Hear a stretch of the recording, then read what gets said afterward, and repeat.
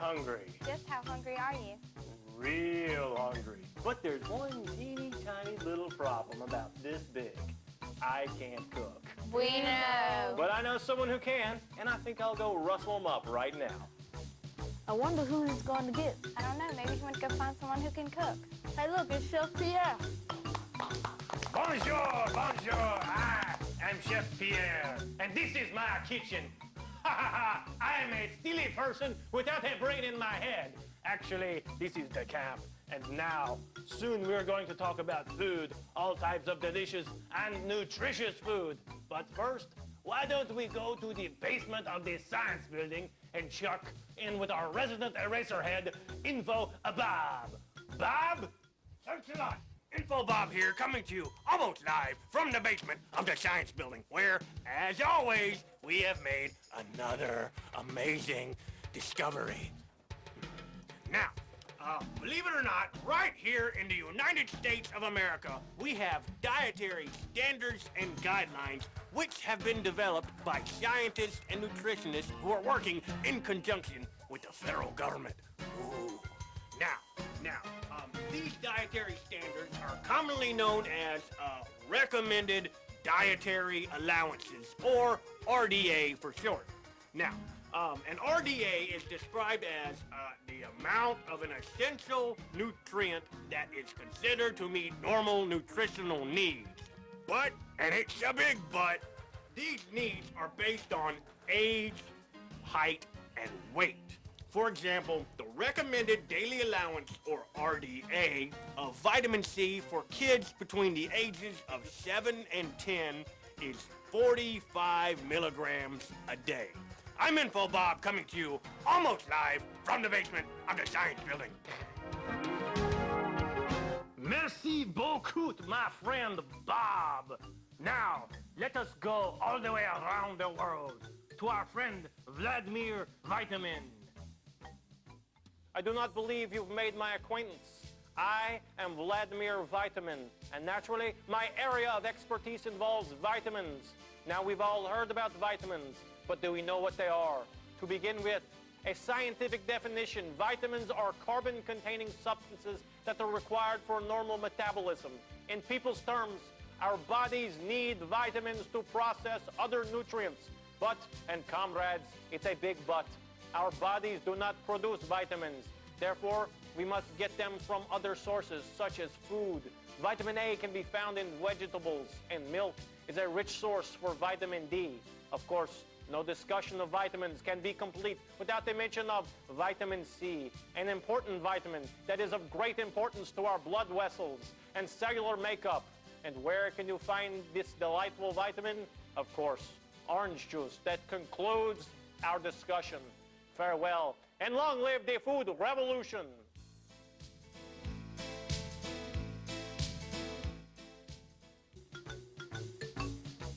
And we are back. And while I am the world's most flamboyant and talented chef, I don't know as much about nutrition as I should. So I figured it was a good time to bring in a couple of world-famous experts. With us are Danine and Dana, who are both experts on nutrition. How about a great big gargantuan Camp WALABEAR welcome for Danine and Dana? Danine and Dana, enchanté. Welcome to Camp WALABEAR. Now you have brought us something very interesting. However, looking at it, I am confused. So could you maybe explain what we have here? This is the food guide pyramid. Ah, the food guide pyramid. That sounds Egyptian. It tells us where all the foods that we eat should go in our diet, and how much of each. Wow, that's fantastic. Now the pyramid has a base maybe, and what starts there? Well, at the base of the pyramid, that's the biggest part of the pyramid, so that's where we get the most of our food from. And that, yes? What makes spaghetti come with bread? Well, they're both starchy foods. So breads and pasta, cereal, rice, any starchy food like that, and potatoes, things like that go in this bottom of the pyramid. Ah. And that's where we're supposed to get the most of our food from. We need 6 to 11 servings of that a day. Now, what exactly is a serving? A serving is a portion, a normal portion, like 1 piece of bread, 1 roll, half a cup of pasta, a little bit less of the rice, about 1/3 of a cup of the rice, And about 6 crackers. 6 crackers. That is a lot of bread and cereal, and you have to have 6 to 11 servings every day. Right. Wow. Now, what does this type of food do once it is inside your body? It promotes energy. Energy. It should be our most concentrated source of energy that we get in our diet. That is fascinating. Now, what is the next step in the food pyramid once you have fueled up on all kinds of delicious, nutritious grains and cereals and pastas and tortellini? We have our vegetable group in which we need 3 to 5 servings. And a vegetable serving is a half a cup of a cooked vegetable or a whole cup of a raw vegetable. That's your broccoli, cauliflower, carrots, green beans, and foods like that. And that provides us with good sources of vitamins and minerals. Vitamins and minerals, yes. Yeah. I thought carrot was fruit. Was a fruit. No, it's a vegetable. It goes over here because it's full of vitamin A and vitamin C, things like Which that. is good for your eyes. Yes? How can a potato be a vegetable? Potatoes are vegetables, but they're also starchy, so they can actually go into 2 food groups. I know that's confusing. That's amazing. So you can get this, you can kind of do 2 things with 1 food. Kill 2 birds with 1 stone. That is amazing right Good there. question. Now with fruit, it says 2 to 4 servings. Fruits are very important for us to eat. They also have lots of vitamins and minerals in them. And you need 2 to 4 servings a day. And normally they're 1 piece of fruit, like 1 apple, 1 orange, 1 peach. And if it's canned fruit, it'd be like half a cup would be a serving. So an entire apple is a serving. So if say you are particularly fond of apples, you would eat 2 to 4 apples a day. You could. Wow. I mean, it would be a little boring, though. Well, of course, you could maybe have an apple and then a pomegranate and a nectarine and get the That's same true. effect. That's all right? correct. Okay, that's fantastic. Now, what is the next step on the food guide pyramid? Well, we have your milk, yogurt, and cheese group, and you'd have 2 to 3 servings a day. And it provides good sources of protein and calcium for good, strong bones. Wow, and also, does milk maybe help your teeth so you have nice, shiny Sure. teeth? Just like with your bones, the calcium helps with your teeth and with your nails also. So 2 to 3 servings. So, And yes, go ahead. I'm sorry. And a cup of milk is a serving, an ounce of cheese, or a half a cup of yogurt. And I notice as we go up the pyramid, the serving sizes get smaller and smaller. Why is that? That's how we developed the food guide pyramid, to show you that this is where you get the most of your food from, and as you go up, you need to eat less and less of it. Okay, and then right next to the milk and the cheeses and the yogurt is, what is this, meat? Meat. Perhaps? This is the meat, poultry, and fish group, but there's also things, What does the egg have to do with meat? And what does the egg have to do with meat? It's also a very good source of protein, so that's why it's in this category. But you don't have to eat meat. You can do different things like dried peas and beans. You can use those instead. Things like the eggs and the poultry and the fish too. And a peanut butter sandwich is a good source Nuts. of protein. Yes, Why do nuts go with the meat group? because they're a good source of protein too. They have a little bit of fat in them. That's okay every once in a while. But they give us the muscles, and they also help us grow and keep our hair shiny and growing and our fingernails growing and keep us healthy. Wow, and at the very top of the food pyramid, the very tippy-top point is Fats, fats. And it says... sweets, and treats, and Yes. oils. Yeah, and it says use sparingly. What? Because these others have a serving size, but this says use sparingly. So what does that mean? We just need a little bit. Just a little that. bit, not a lot. Right. And now why are fats important? Fats are important because they help us with fat-soluble vitamins to transport those through our body. That's like your vitamin A that you got from your carrots, your vitamin D you're going to get from your milk, vitamin E is what's in your oils, and your vitamin K, which you get mostly from your vegetables and your fruits. That's fantastic. So all these are put together and form the food pyramid, and it knows exactly what we should do every day when it is time to eat.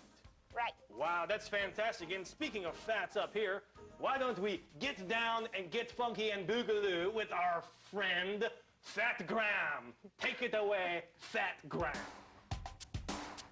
Yo, Fat Graham here, down with you. You know what I'm saying?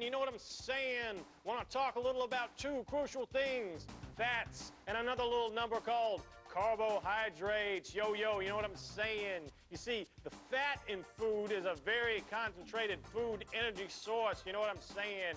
You know what that means? That means you need it, but you don't need a lot of it, see? That's why fats are the smallest part of the food pyramid, see? Now, carbohydrates are a different story, you dig? See, carbohydrates are the most plentiful sources of food energy, and you got two main groups of carbohydrates, starches and sugars, and they're all loaded with the energy your body needs. You know what I'm saying? So when it comes to fat, chill! But with carbohydrates, kick it and power up. This is Fat Graham, down with it. Peace!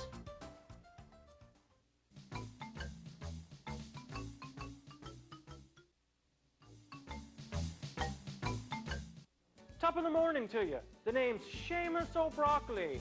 And as you've probably figured out by now, I'm a vegetable. And you want to know something? I like being a vegetable. Why? I'll tell you why. You see, vegetables are good for you. And being a vegetable is like being a big natural bottle of vitamins. And the good news is that we taste a wee bit better than those bitter vitamin pills. Vegetables like broccoli, beans, peas, and carrots are loaded with vitamins A and vitamin C. And when it comes to minerals, you'll find a wagon load of minerals like calcium and iron. In fact, we're so important, the food pyramid recommends 3 to 5 servings of vegetables a day. And here's a news flash.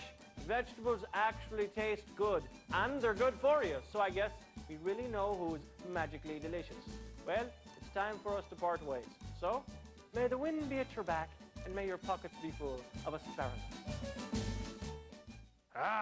Thank you very much, my friend Seamus. Now, back to this side of the Atlantic Ocean. Let us go down to beautiful Miami Beach and visit our darling friend, Frida Fruitcake. Hello, darlings. Frida Fruitcake here, coming to you from beautiful Miami Beach, where the weather is gorgeous. But that's beside the point. Look at this. Now, is this beautiful? Of course it is. Did you ever think a piece of fruit could be so beautiful? Why? Keep your shirt on, darling, and I'll tell you why.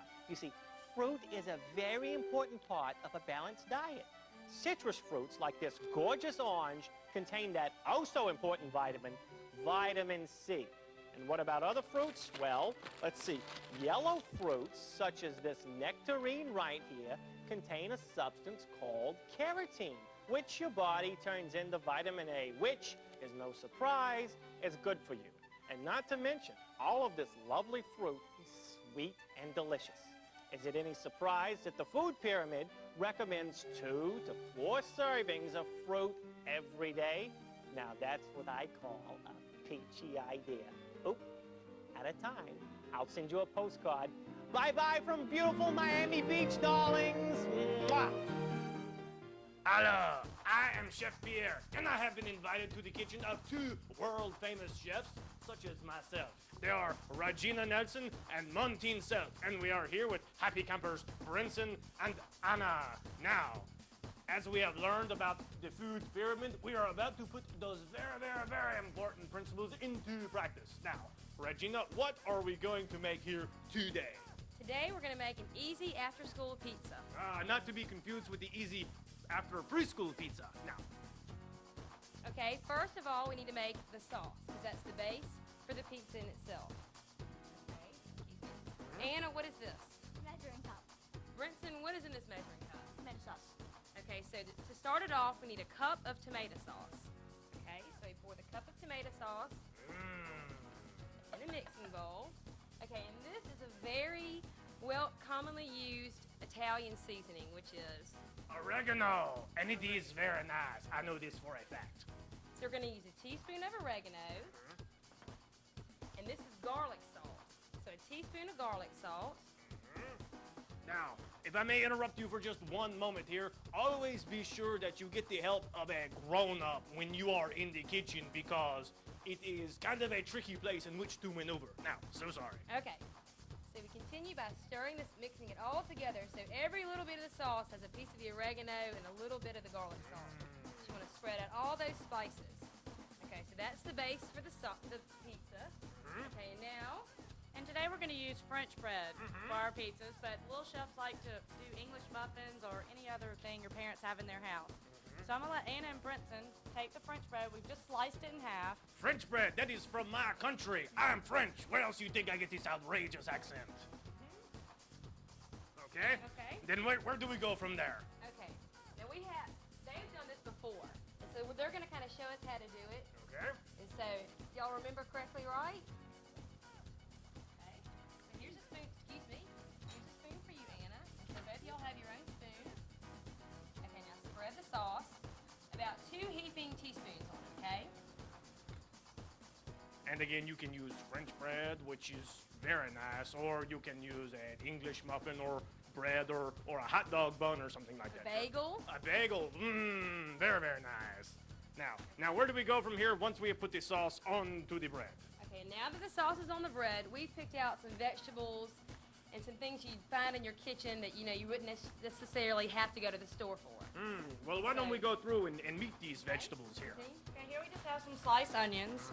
We have some pepperoni, some black olives. Brenton, what do we have down there? Mushrooms, mozzarella cheese, and bell peppers. Ah, that looks like a very colorful pizza, in addition to being a nutritious and delicious pizza. Yeah. And the good thing about this is that everybody can kind of create their own. So Okay. Now, what do? They put the sauce on the pizza. I guess it's time to construct the work of art. Yes. Okay. So y'all just put whatever you want that you like, because this is your pizza. Remember, don't forget these down here. So we'll move them close to y'all.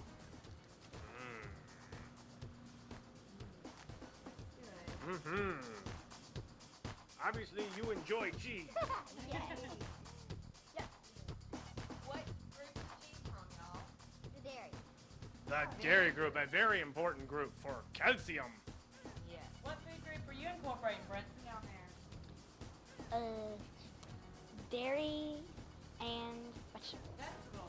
Vegetables. Good. Vegetables. Okay. And the pepperoni, which do you think that comes from, Anna? Meat. Meat. Anna's correct. These are some very, very, very wise happy campers. Perhaps one day they will become world famous chefs, such as myself and these two beautiful ladies right here. These pizzas are very, very beautiful. It looks like they have a lot of the food groups on them. Is that correct? Yeah, as a matter of fact, they have all the major food groups in them, and they taste great too. Now, when do we get to see the finished product? As a matter of fact, we have some in the oven right now. Well, let us look at them, shall we? Always remember, whenever you're dealing with the oven, make sure a grown-up is in charge. And to bake the pizzas, you're going to put your pizzas in the oven at 350 degrees for about 10 to 15 minutes, just until they're nice and golden and bubbly on top. Very delicious. Do you have a recipe for these pizza here? Yes, I do. Oh, look at that. Maybe if you write us a letter, we will send you this delicious recipe. So, what are you waiting for? Bon appetit. It's very nice. Yeah, by golly, welcome to dairy country. I'm Ali Oxen van der Mu, notable dairy farmer, here to discuss the importance of milk and dairy products in relation to a balanced diet. Milk and dairy products are towards the top of the food pyramid, and 2 or 3 servings are the recommended daily allowance. Now, what type of foods are in this group? That's a pretty easy one. You have milk, cheese, yogurt, and ice cream.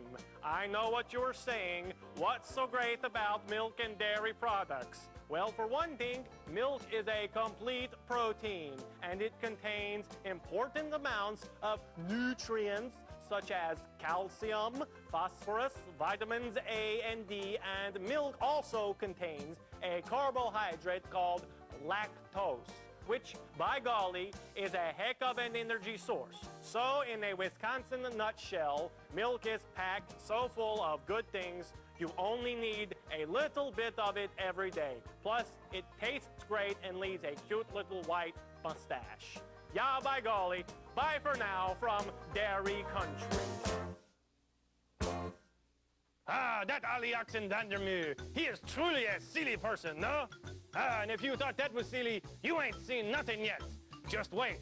Here comes Rocco the Beefsteak. Hey, yo, how's it going? Rocco the Beefsteak here with a few tips about food. You know, I'm no rocket scientist, but it doesn't take a genius to figure out that protein's a pretty important part of a balanced diet. You see, protein plays a part in every cellular function that goes on inside your body. Now, plants know how to make their own protein, but we're not plants.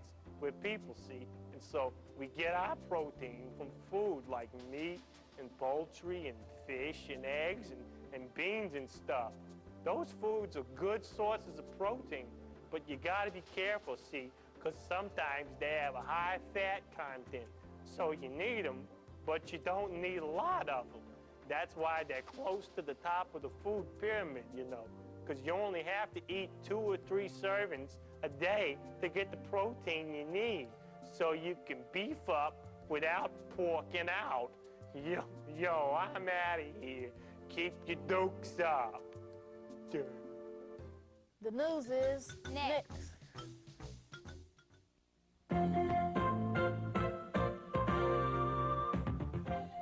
This is a Camp WALABEAR special edition of Action News 10. Good morning, happy campers. I'm Eleanor Reynolds, and this is WALABEAR News. The end of the school year is finally here, and some children from Sells, Arizona, finished their school year with a special class on aviation. It first started in the classroom, learning the mechanics of a plane. Flying high was also tied into flying high with their goals for life. So if sometimes their dreams seemed a little out of reach, all they have to do is remember this experience of flying high at a time when they never thought they ever would or could. So with school out, what are you young folks going to do for the summer? Need some ideas? Well, how about the beach? You can turn it into a neighborhood field trip if you want and choose between Gulf Shores or Pensacola Beach. City pools are set to open today, and there are special indoor activities at 17 different recreation centers. Your local YMCA offers day camps where you can swim, do archery, arts and crafts, plus take field trips once a week and have pizza parties. Then there's Zoo Camp at the Gulf Breeze Zoo, or check out the largest snake on the Gulf Coast at the Gulf Shore Zoo. If you like baseball, for $2.50, you can take in a game with the Mobile Bay Sharks. And let's not forget the Explorium. They've got everything from bugs to dinosaurs to investigate. And don't forget to keep your mind sharp over the summer either. The Mobile Public Library offers a summer of reading programs, from storytelling to a reading competition where you can win special prizes. Speaking of zoos, though, the Gulf Breeze Zoo has a new habitat for their 2 black bears, Grin and Barrett. They've been bottle fed for several weeks and now weigh 40 pounds each. If you get a chance, check them out. And that's WALABEAR News for today. I'm Eleanor Reynolds. Thanks for joining us. Please stay safe, obey your parents, and be kind to one another. Bye-bye.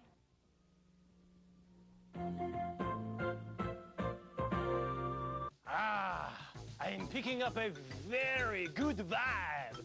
I think it could be, is it? Yes, Edward Earthgrain. Greetings, most excellent health enthusiasts. I am Edward Earthgrain, a disciple of the healthy and most tasty, especially the bread, cereal, rice, and pasta portion of the food pyramid. Now, where was I? Oh yeah, I'm like, okay, the bread and cereal group is a really important part of a balanced diet because the food pyramid said so. Oh, I'm just joking. The real reason is that bread and cereals are a most excellent source of dietary fiber, which helps in digestion. And more important than that, breads and cereals and rice and spaghetti and other pasta like that are a bodacious source of starch, thus making them a most excellent carbohydrate, which means that breads, cereals, rice, and pasta are good sources of energy. In fact, the bread group forms the base of the food pyramid, which recommends 6 to 11 servings a day. That's far out. So enjoy your fiber, and may you find oneness with the culinary universe.